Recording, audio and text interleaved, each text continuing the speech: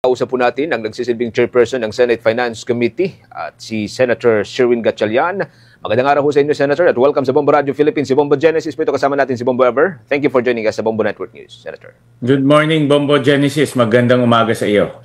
Thank you for joining us. Kamusta ho? May pahinga na ho ba tayo?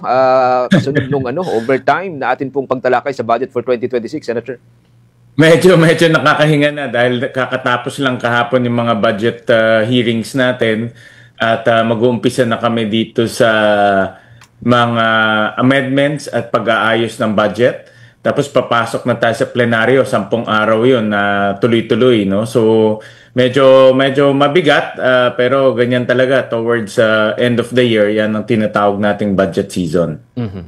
Doon ho sa mga serye ho ng ating pagtalakay, Senator, unahin ko po siguro yung nababanggit po ninyo dati doon sa Senate hearing na duplicated mga infrastructure project. Mga 4 na po yung na-flag ho ninyo dito, worth 1.099 billion pesos. Babanggit nga ho ninyo dito na potential na magkaroon po ng misuse of funds. Paano po natin ito hahabulin, Senator?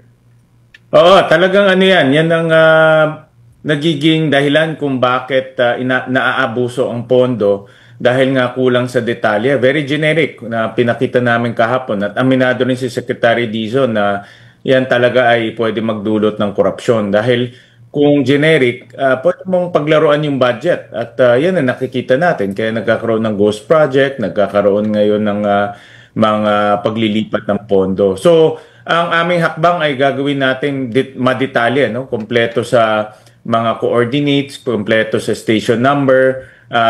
As much as possible, this 2026 budget ay talagang lalagyan natin ng detalye. Kaya kahit sinong ordinaryong tao ay pwede nilang tignan yung budget, pwedeng ma-identify kung nasaan yun, gaano kahaba, at may presyo na.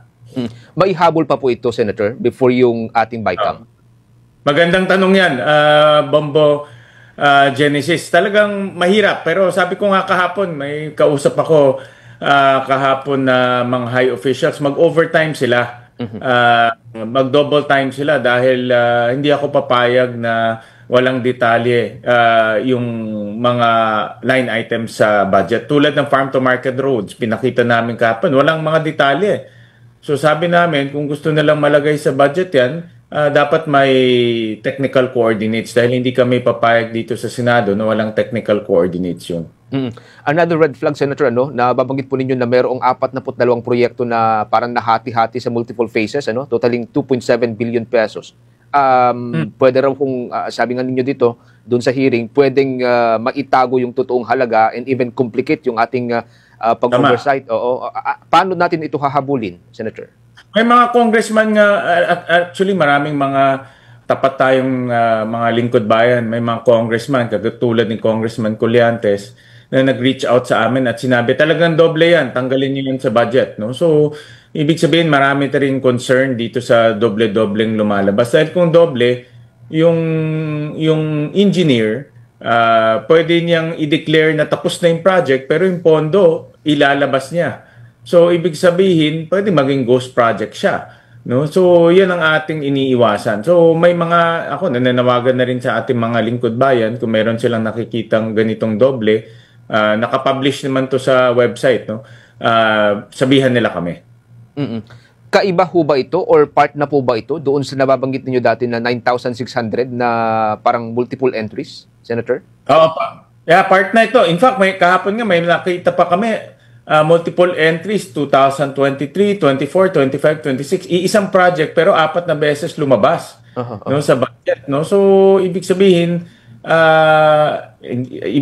kung titignan mo lang yung title nito, dapat tapos na yung project. Pero hindi mo masasabi kung tapos na o nasaan yung project dahil generic yung pangalan. At nag-appear siya 4 na beses. So, ibig sabihin nito, pwedeng maabuso ng 3 beses. Ibig sabihin, nagawa niya nung una, pero pangalawa, pangatlo, pang-4, i-declare niya yan ng tapos na, pero wala pa lang ginawang project. Okay. Bob Weber, with your questions? Alright. Senator, sa budget naman po ng mga malalaking ahensya tulad po ng Department of Education, sa Agriculture, maging sa Department of Public Works and Highways, sa Department of Health, halos pare-pareho po na may mga ghost project, yung iba hindi po nagagamit na proyekto. Ano po yung nakita pa po ninyo ng mga common denominators sa mga ahensyang ito? Posibleng matagal na po ba itong nangyayari at may lapses in judgment po ba? Nakikita kaming mga problema like for example yung uncompleted project sa mga hospital, super health center.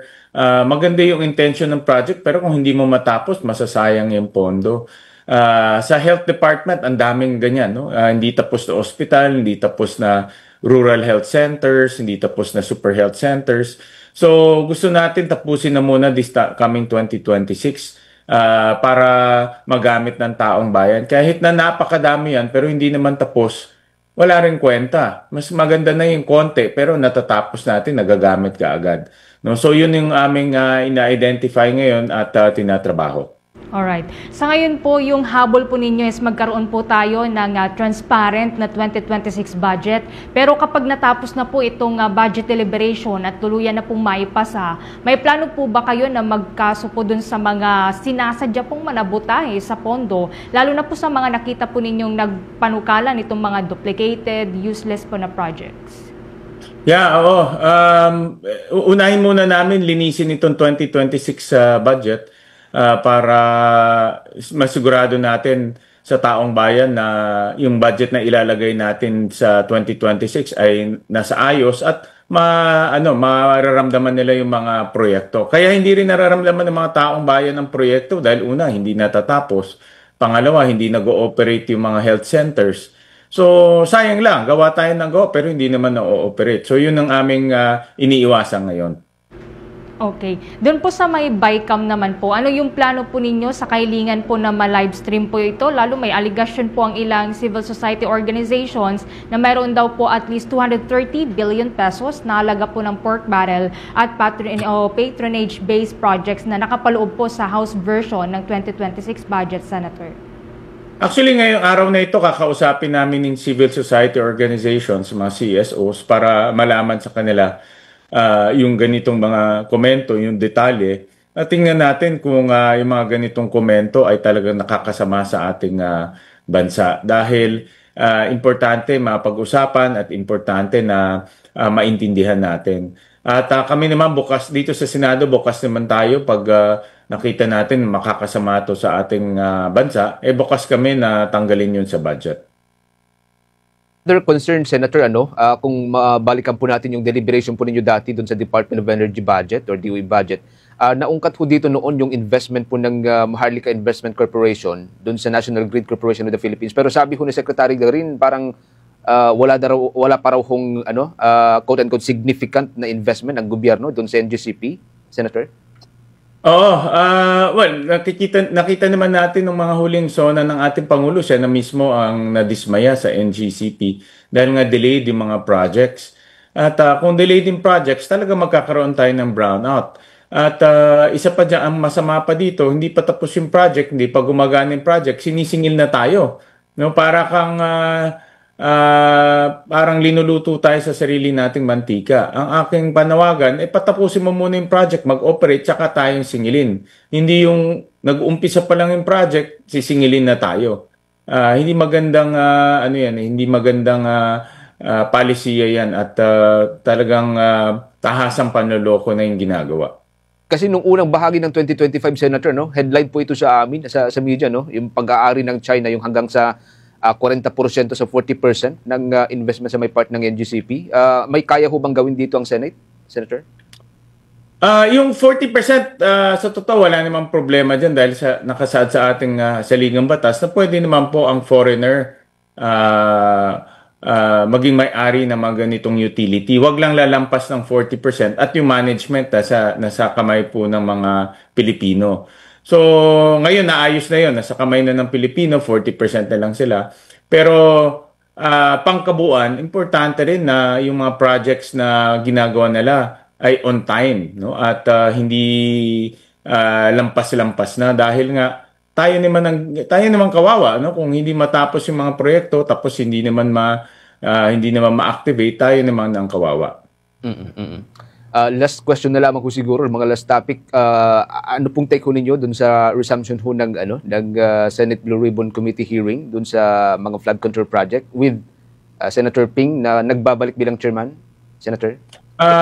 Nasabi ko nga sa mga huling interview ko, ang nagsiwalat naman nitong mga detalye. No? Importante yung detalye at ebidensya ay si Senator Ping. Kaya mas maganda siya na magpatuloy nitong pag-iimbestiga dahil malalim na yung kanyang research, malalim na yung kanyang nalalaman kumpara sa amin. So, para sa akin, practical lang at mas mainam na siya na magpatuloy dahil meron na siyang mga nakalap na ebidensya. Pero as to Senate leadership at yung posibleng epekto ho nito doon sa Senate leadership, sa Senate presidency ni Senator Soto, anong nakikita ho ninyo? Tingin ko mas titibay pa yung Senate leadership dahil ang titibay at magiging mas malaki ang tiwala ng taong bayan dahil si Senator Ping ang nagsiwalat nitong mga corruption issues at maganda siya na magpatuloy at makikita ng taong bayan na ang Senado lumalaban rin sa corruption. Okay. Senator, maraming salamat. Thank you for joining us sa Bombo Radio Philippines ngayong umaga at hanggang sa mga susunod na kayo po kami makausap. Ingat po kayo, Senator. Maraming salamat po. Person ng Finance Committee ng Senado, mga kombo, si Senator Sherwin Gatchalian.